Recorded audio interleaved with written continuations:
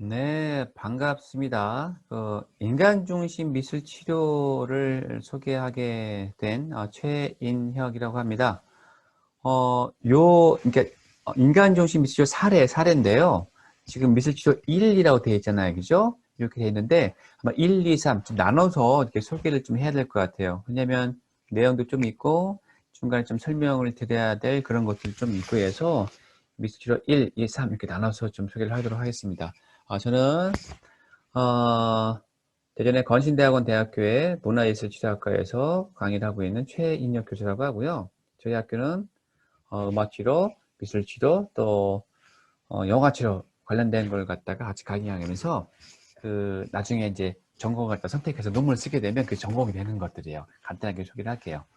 그다음에 다음부터 이 광고를 이렇게 넣지 않도록 할게요. 근데 개인 유튜브이기 때문에 광고를 넣어도 상관이 없다라고 얘기를 하는데, 그다음에 대전 탐방동에서 인지상담센터 지혜숲이라고 해가지고 미술치료도 하고 있고요. 그 다음에 뭐 심리검사, 뭐 교육진단, 언어치료, 사고력 수업을 하고 있습니다. 또 마지막 대전 한밭대학교 미술심리상담사 과정에서 미술치료 과정을 갖다가 강의하고 있는 최인혁이라고 합니다. 자, 넘어가도록 하겠습니다. 전편에 제 유튜브에서 좀 소개를 갖다가 이제 미술치료의 어떤 개념, 또 미술치료의 어떤 이해라고 하는 내용으로, 좀 동영상을 좀 소개를 했었는데요. 그 이어서, 자, 요 내용은요, 좀 중요해요. 좀 잘 들어보세요. 인간 중심 미술치료 사례 연구, 아니면 뭐 예술치료도 상관이 없고요. 요 사례 연구의 핵심은 각각 다른 개인의 삶의 경험들, 또 각각 다른 개인의 어떤 문화가 있을 거예요. 그죠? 그 문화에서 뭔가 경험하는 것들이 분명히 있을 거라고, 그죠? 그런데 그 문화의 경험들이 어떻게 내담자에게 치료로서 활용되었는지 갖다가 진짜 꼭 이해하는 거. 이게 뭐 예술치료, 인간중심 예술치료의 어떤 핵심이 아닌가 이렇게 생각을 좀 하게 돼요. 자, 그 다음에 인간중심 미술치료 하게 되면 그 로저스라고 하는 학자의 이름을 갖다가 좀 소개를 좀 해야 될 것 같아요. 어떻게 보면은 그 내담자 중심이죠. 내담자 중심을 갖다가 창시했다라고 좀 볼 수 있을 것 같은데요. 맞아요. 그냥 내담자 중심의 상담인을 갖다 창시했던 로저스라고 보시면 될 것 같아요. 그래서 이 로저스가 그 전까지 어떤 상담, 좀 지시적인 상담이라고 좀 얘기를 했던 거예요. 생각을 했던 거예요. 특히 이제 프로이드의 어떤, 상담 같은 경우에는 해결을 해주고, 조언을 해주고, 개입을 하고, 이런 식으로 좀 했기 때문에, 이런 것들을 안 해도, 그 꼭 지시적인 상담을 하지 않아도, 비지시적인 상담을 해도 충분히 좀 상담이 가능하지 않냐라고 이렇게 본 것들이고요. 그래서 이제, 그 당시에 이제 1970년대에 오면서 인본주의 사상 많이 좀 이야기를 좀 했었거든요. 그때 와서 그때쯤 그 내담자 중심의 이야기를 했었던 그런 어떤 내용이 포함되고요. 그 다음에 이제 사람은 어떤 조건, 환경만 만들어지게 되면 충분히 본인 스스로가 어떤 자신의 문제를 갖다가 해결할 수 있을 거라고 이렇게 생각을 한 것들이죠. 그렇게 봤던 것들이고요. 그래서 이제 어떻게 보면 그렇죠. 프로이드 이론의 단점을 갖다가 조금 꼬집었던 그런 내용이에요. 프로이드 이론의 단점이 여러 가지, 몇 가지가 좀 있는데요. 그 중에 하나가 뭐냐면, 인간의 어떤 내용을 갖다 살펴볼 때, 성적인 어떤 동기, 또 성적인 어떤 쾌락의 어떤 충동을 갖다 굉장히 많이 강조를 했었던 것들이죠. 그게 썩 마음에 안 들었던 모양인가 봐요.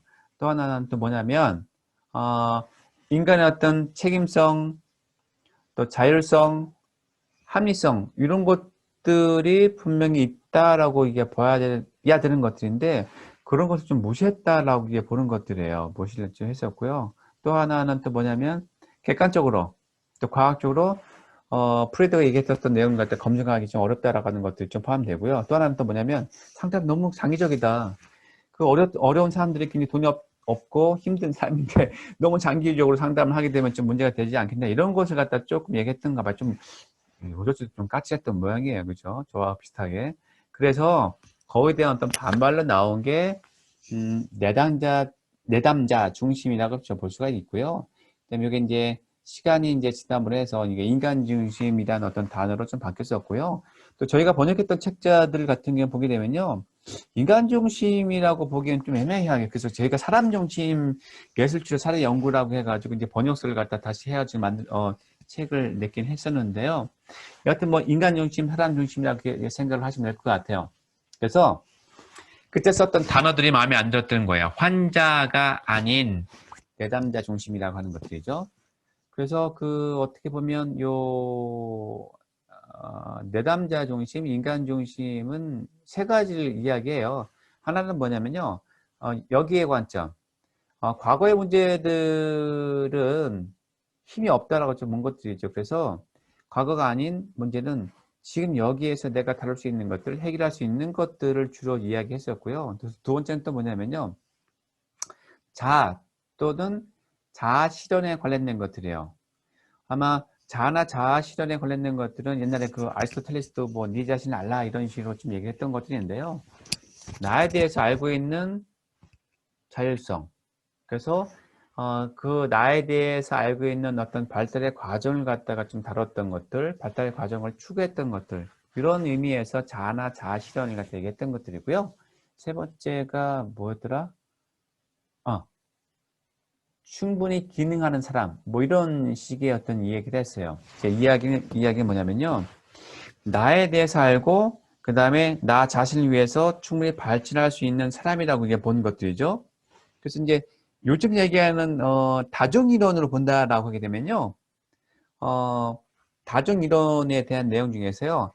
자기 성찰 능력, 자기 성찰 지능이라고 보거든요. 그게 뭐냐면요. 내가 나에 대해서 잘 알고 있는 것들이에요. 그래서 이런 것들에 대한 이야기를 좀 했었던 것들이 내담자 중심, 인간 중심이라고 좀 볼 수 있을 것 같아요. 어찌 보면 그 인간 중심의 상담 이론의 어떤 중심, 중점, 목표 이런 것들은 뭐가 있냐면요. 스스로 힘으로 문제를 갖다 해결해라라고 하는 것들이에요. 스스로. 그래서 어떤 것을 갖다 얘기했냐. 상담할 때 감정을 갖다가 될 수 있으면은 자연스럽게 표현하도록 좀 격려를 해라라고 하는 것도 좀 있었고요. 그 다음에 두 번째는 또 이제 자연스럽게 뭔가 표현했으면은 그 표현했던 그 감정을 통해서 감정을 표출했으면은 그 감정을 통해서 나를 갖다 어떻게 해요? 이해해야 될 거 아니겠어요? 그죠? 그런 이야기를 좀 많이 했었고요. 그래서 이해, 공감, 경청, 또 뭐가 있을까? 진실성, 내지는 피드백, 이런 것들. 이해와 공감, 이런 것을 갖다 좀 강조를 많이 했던 것들이에요. 그런 것들이 내담자 중심, 또 인간 중심의 좀 핵심이라고 좀 보시면 될 것 같아요. 자, 그런데 내담자 중심도 이제 문제는 좀 있죠. 어떻게 보면 너무나 무조건적인 존중, 공감하다 보니까 여기 또 단점이 될 수도 있었던 것들이죠. 자, 그래서, 자, 요 제목은요, 그 혼란한 시기에 정서적으로 안전한 집 만들기라고 하는 제목을 갖다 붙인 거예요. 제가 붙인 게 아니라, 이 내담자가, 상담자가.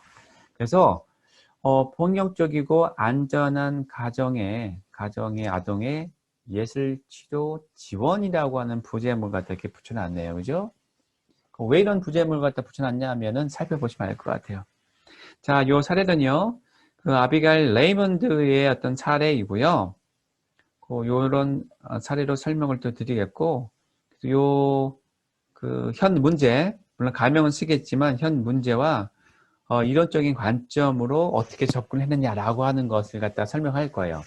그 다음에 그 미술치료의 회계와 함께, 중재 결과가 어떻게 나왔습니다라고 하는 것을 갖다가 1, 2, 3로 설명을 드리도록 하겠습니다.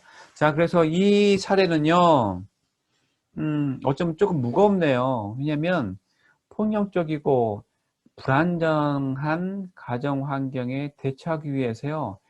생활고와 싸우는 아동 7살밖에 안 돼요. 그 아동에 대한 어떤 치료 과정의 어떤 스토리 갖다가 이제 전해드릴 거예요. 이 마니와는요. 초등학교 학생이고 7살. 내용 보시면 될 거예요. 대략적으로만 말씀을 드리도록 할게요. 학교에서는 파괴적인 행동도 좀 하고요. 또 감정 표현이 잘 안 됐던 모양이에요. 그래서 이런 것들이 빵 폭발도 하면서 화도 내고 울면서 선생님한테 좀 다가서기도 하고요. 또 학교 아이들 학교의 어떤 기물 이런 것들을 갖다가 언어적인 면에서 이제 공격성을 갖다 보였다라고 그래요. 학교에 운동장에 나가기도 하고요. 수업 시간에 지시도 안 받고 그다음에 이제 아동복지기관에서 2번의 통지를 받았던 거예요. 아예 이렇게 방치시키면 안 됩니다라고 하는 것들이죠. 요즘 보면 또 저희 뉴스에서 뭐 그런 거 많이 나오는 것 같아요. 학대하고 이런 것들이 많이 있는데 그러면 안 돼요. 또 할머니가 준 양육자이긴 한데 책임감도 없고 아버지가 있었는데 이 아버지는 그 마나와가 어렸을 때 또 감옥 생활도 했었고 이런 상황. 또 어머니가 이제 다른 나라로 떠났던 모양이에요. 영국 떠났어요. 영국 떠났는데 갑자기 훅 또 들어와 가지고 내가 이 아이의 주 양육자입니다 라고 하는 걸 갖다가 주장하면서 하여튼 이런 상황이 된 거죠. 이러다 보니까 이 마나와는 헷갈릴 수밖에 없을 것 같아요. 자, 그래서 2달에 걸쳐 가지고 교육 심리학자들이 학교라든지 또 가족을 포함해서 상담했던 모양인데 마나와의 환경에 대한 관찰을 해본 결과 또 좋지 않았던 것들 이야기하고요. 파괴적이고 부적절한 행동을 갖다가 수업 시간에 2.4분마다 했다라고 하는 것이네요.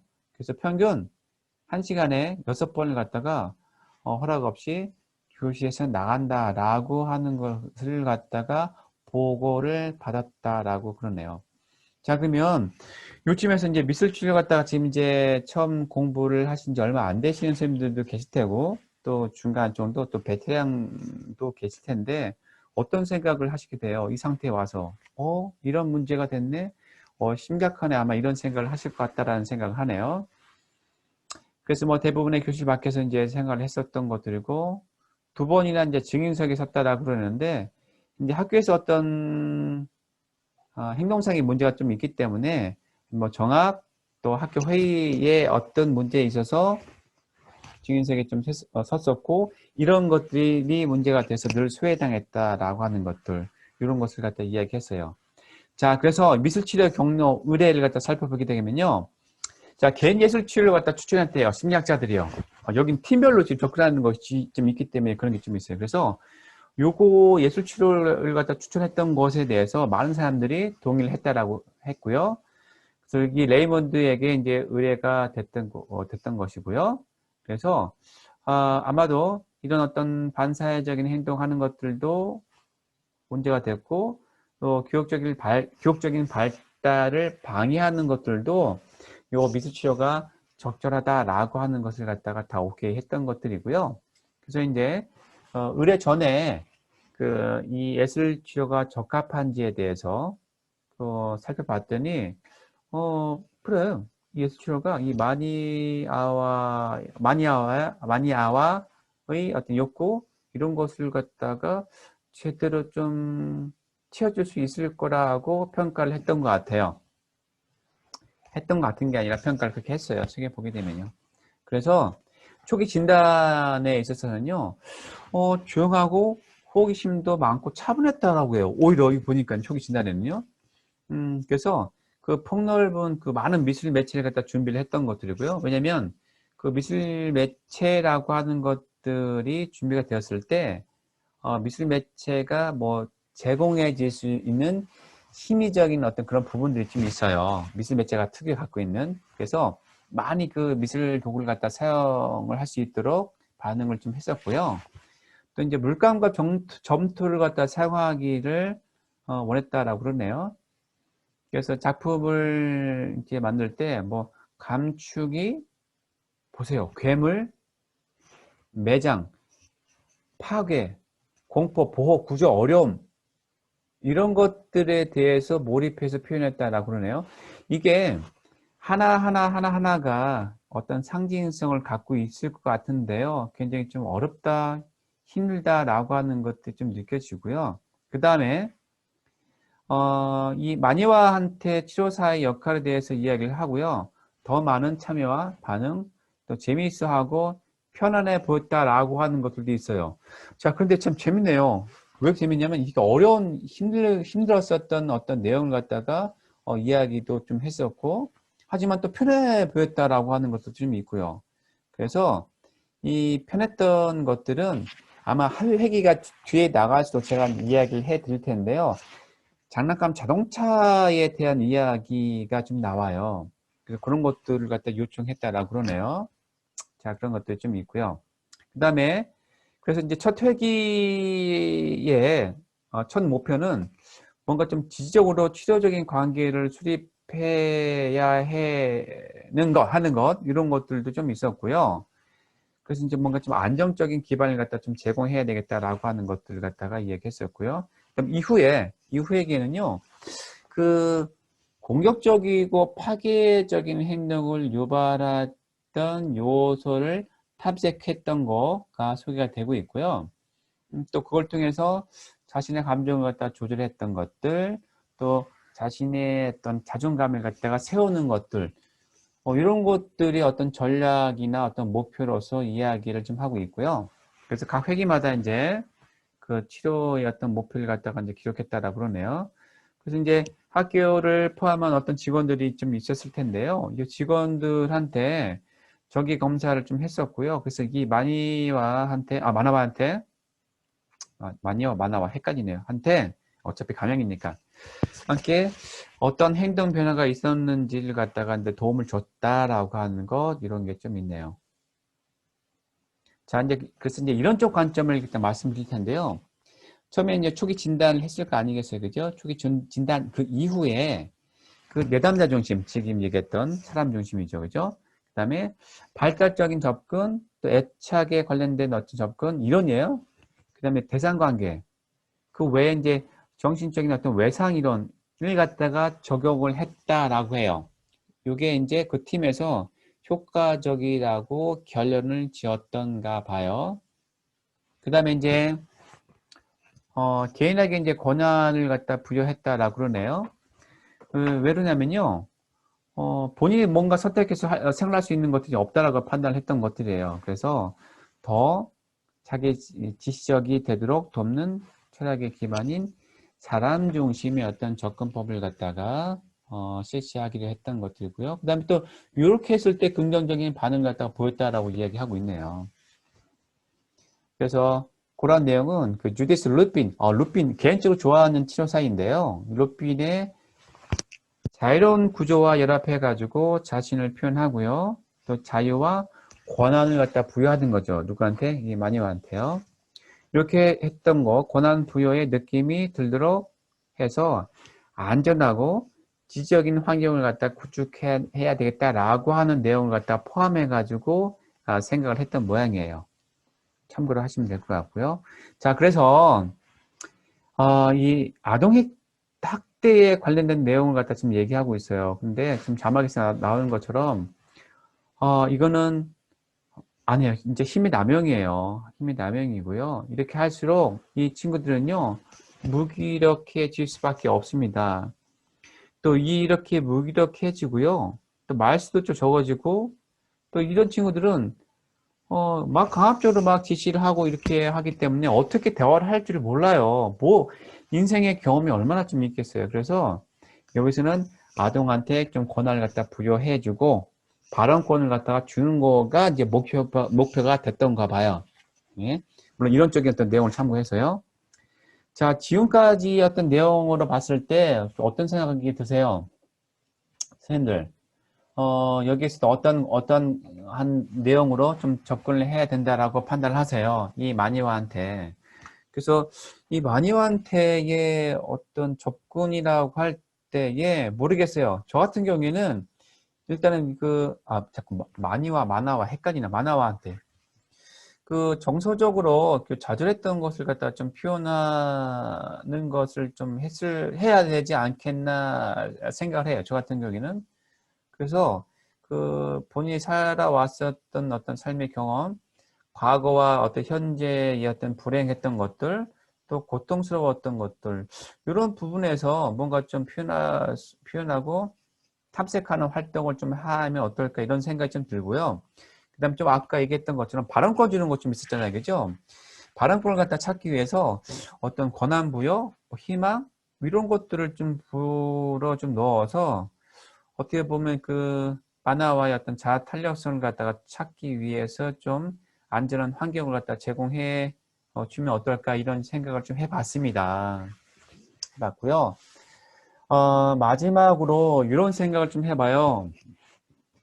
이 코로나 시대에 와서 우리 많이 좀 힘들어하는 것 같아요.